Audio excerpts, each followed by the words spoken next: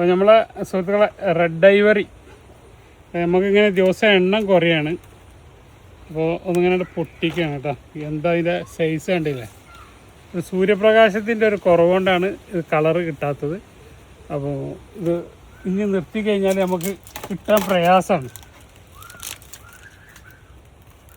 അതൊക്കെ ഒന്ന് പൊട്ടിച്ചിട്ട്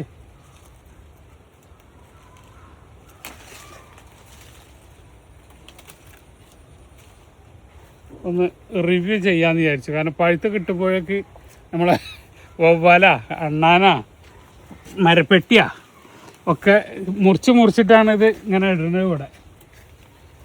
അപ്പോൾ അതൊന്ന് പഴുപ്പിച്ചിട്ട് 2 ദിവസം വെച്ചിട്ട് അതിൻ്റെ റിവ്യൂവും കാര്യങ്ങളൊക്കെ നിങ്ങളോട് പറഞ്ഞു തരുന്നുണ്ട്. കാരണം നമ്മൾ അവിടെ നിന്ന് കൽക്കത്തയിൽ നിന്ന് മുന്നേ ചെയ്തിട്ടുണ്ടായിരുന്നു 2 കൊല്ലം മുന്നേ. അപ്പോൾ കഴിഞ്ഞ കൊല്ലത്തിനും ചെയ്തിട്ടുണ്ടായിരുന്നു. മാങ്ങ കഴിച്ചിട്ടില്ലായിരുന്നു. നമ്മളങ്ങനെ മാങ്ങ ഇങ്ങനെ കാണിച്ചു തന്നിട്ടുള്ളായിരുന്നു. അപ്പോൾ എന്തായാലും കുറി നമുക്ക് നമ്മളെ മാവുമ്മൽ കായ്ച്ച് മാങ്ങ പൊട്ടിച്ച് ഞാൻ അതിൻ്റെ റിവ്യൂ ഞാൻ പറഞ്ഞു തരുന്നുണ്ട്. ഓക്കെ. അപ്പോൾ സുഹൃത്തുക്കളെ, നമ്മളെ റെഡ് ഐവറി, അതൊരു ഐവറി തന്നെയാണ് കേട്ടോ. അപ്പോൾ ഇങ്ങനെ വെച്ചാൽ നിങ്ങൾ കണ്ടില്ലേ, അതിൻ്റെ സൈസ് 1 അടിൻ്റെ അടുത്തുണ്ടാവും ഇത് നീളം. പിന്നെ റെഡ് ഐവറി ഇപ്പോൾ ഏതാണ് ഇത് പഴുത്ത് ഇതാണെന്ന് പറഞ്ഞാൽ പഴുത്ത് കുറച്ചും കൂടെ പഴുത്തിട്ടില്ല, അങ്ങനെയില്ല. പക്ഷേ ഇനി ഇതാണ് ഇതിൻ്റെ പ്രശ്നം. നമ്മൾ പൊട്ടിച്ച് വെച്ചാൽ ഇങ്ങനെ കറുത്ത കളറ് കയറി വരുന്നുണ്ട്. അപ്പോൾ ഒന്ന് നമ്മളെന്തായാലും മുറിക്കുക. ഫുള്ള് പഴുത്തിട്ടില്ല, ഇതാണ് കുറച്ചും കൂടെ റൈറ്റ് വേണം. അപ്പോൾ ഇതൊന്ന് മുറിച്ച് നോക്കാം എങ്ങനെയുണ്ട് എന്നുള്ളത്. ഇതും ഏകദേശം 800 ഗ്രാം 1 കിലോൻ്റെ ആ ഒരു സൈസ് വരുന്നൊരു മാങ്ങയാണ്. നമ്മുടെ റെഡ് ഐവറി എന്ന് പറഞ്ഞ മാങ്ങയാണ്. ഇതൊക്കെ ഒരു ഫാൻസി മാങ്ങയിലാണ് നമ്മൾ ഉൾപ്പെടുത്തുന്നത്, ഞാൻ ഉൾപ്പെടുത്തിയിട്ടുള്ളത്. കാരണം എല്ലാവരുടെ അടുത്തും ഇല്ല, എല്ലാവർക്കും വാങ്ങി വെക്കാൻ പറ്റാത്ത എവിടെയും അധികം ഇല്ലാത്ത സാധനത്തിന് നമ്മൾ 1ാം ഗ്രേഡ് 2ാം ഗ്രേഡിലേക്കൊക്കെ കൊടുത്തിട്ട് അതിന് വേണ്ടിയിട്ട് ഓടിപ്പാഞ്ഞ് നടക്കേണ്ട ആവശ്യമില്ല. ഇതൊരു ഫാൻസി മാങ്ങ, അത്യാവശ്യം സ്ഥലവും സൗകര്യമൊക്കെ ഉള്ളവർക്ക് വെക്കാം. പിന്നെ മോശമില്ലാത്തൊരു മാങ്ങ തന്നെയാണ്. അപ്പോൾ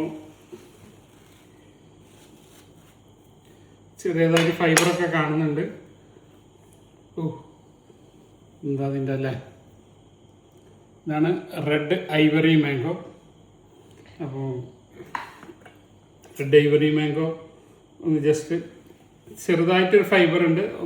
കൂടുതൽ നാരുകളൊന്നുമില്ല, ഒരു മീഡിയം നാരേ ഉള്ളൂ.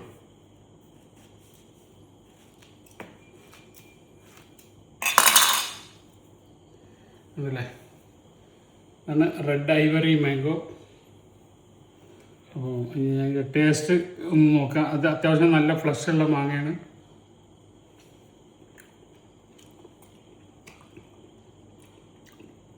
മോശമില്ലാത്തൊരു മധുരം.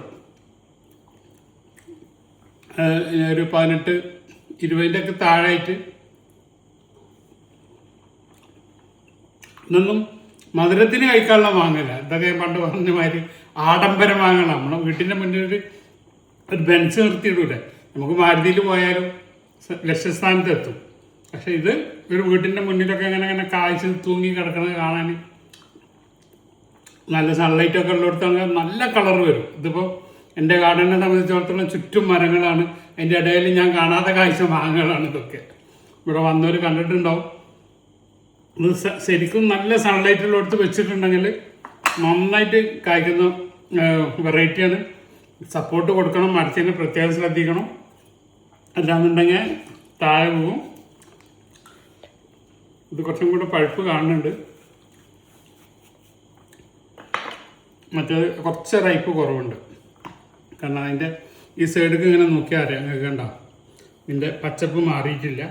കാരണം നമ്മൾ വീഡിയോ എടുക്കുമ്പോൾ തിരക്ക് കൂടിയതാണ്. കാരണം ദിവസം നമുക്ക് വീഡിയോ എടുക്കാൻ പ്രയാസമാണ്.